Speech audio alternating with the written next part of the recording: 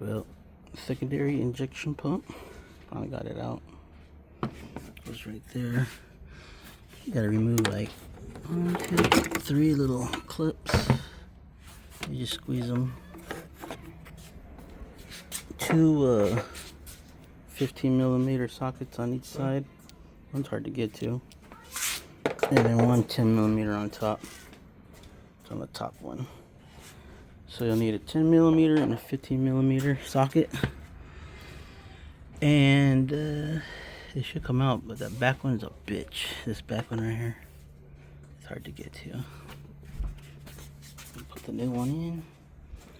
I took out the coolant induction system just to get to it easier.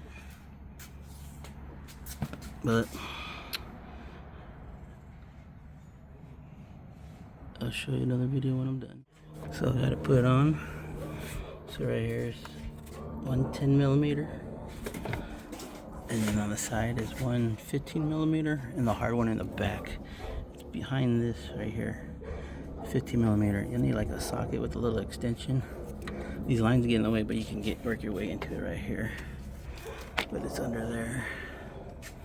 And there you go. All bundled back up. New part right there. Now for a test drive.